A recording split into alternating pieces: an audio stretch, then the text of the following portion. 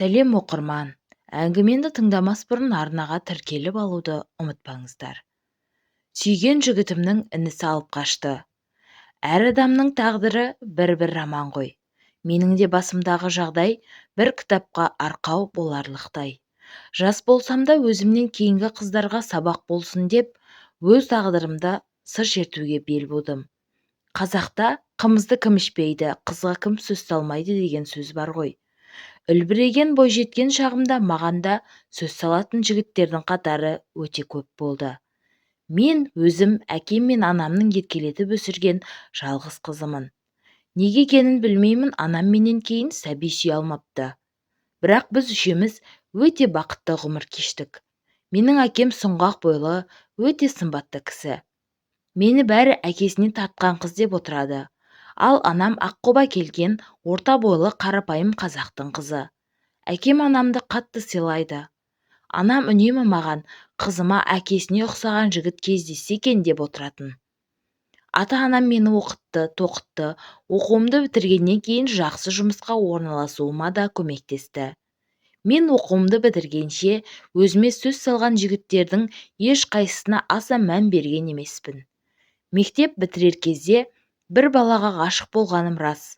Ол өзі сондай сүйкімді болды, сабақты жақсы оқитын. Бала махаббатыма сырттай ғашық болғаным болмаса, ол басқа қыздың соңында жүретін. Сондықтан ба, менің жігіттерге деген көзқарасым өзгерді. Студент кезімде жігіттерді ізімнен ергізіп қойып, ешқайсысын жақсы көрмеуге тырысатынмын.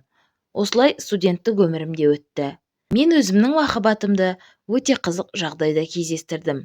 Бірде телефонымды жоғалтып алдым. Әкем туған күніме сыйлаған, мен үшін өте қымбат телефон еді. Жоғалтып алғаным үшін өзіме қатты ыза болып, бірнеше күн көңіл күйім түсіп жүрді. Сөйтіп жүргенде кешке жұмыстан келген анам маған күлімсіреп қарап, «Қызым, саған тосын сыйым бар», деді.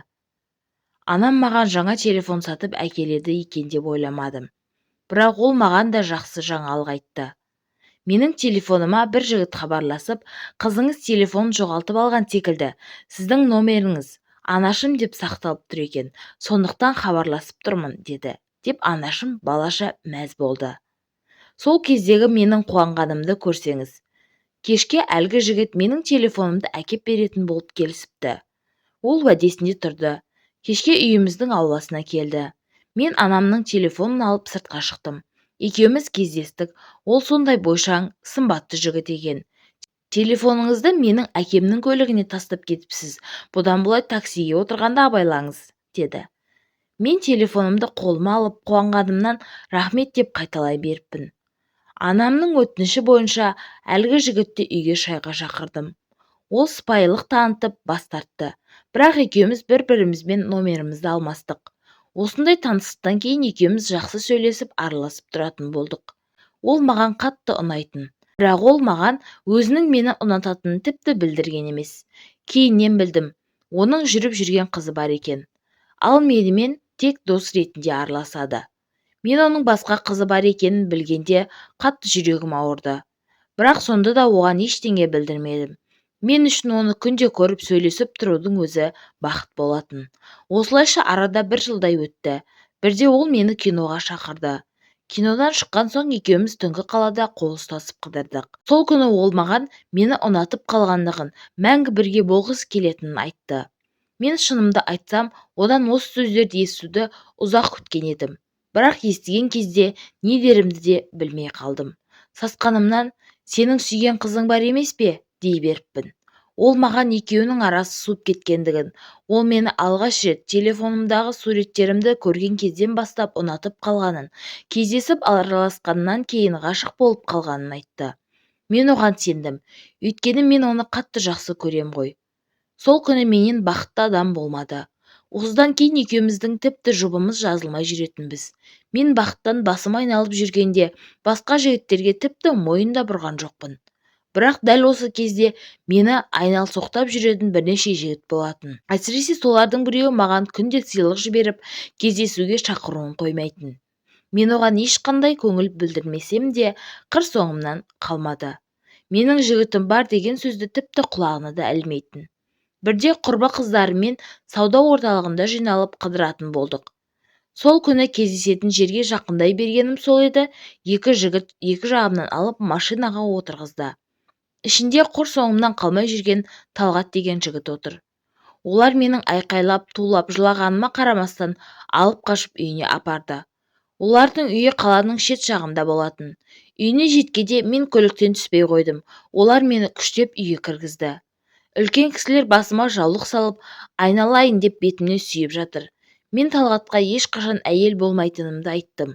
Сөйтіп, у-да-шу болып жатқанымызда көзім аулада жүрген өзімнің сүйікті жігітім Саянға көзім түсті. Терезені тарсылдатып «Саян» деп айғайладым.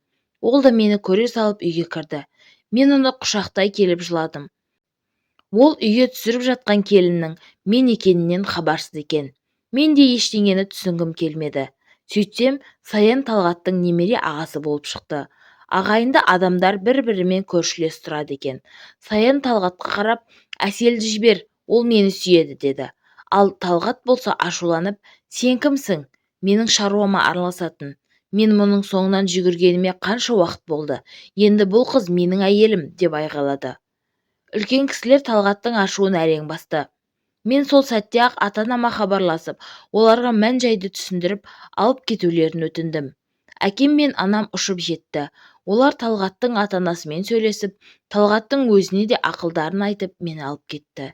Егер ата-анам мені аттаған босағаңда қаласың деп қалдырып кеткенде, сүймеген адаммен қалай өмір сүрер едім? Оның үстіне Саянның өзімнің қайнаған болатынына көне алмас едім.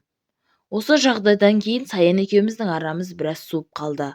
Ол бұрынғыдай маған жиі келмейді. Анда-санда телефон арқылы жағдай сұрасамыз.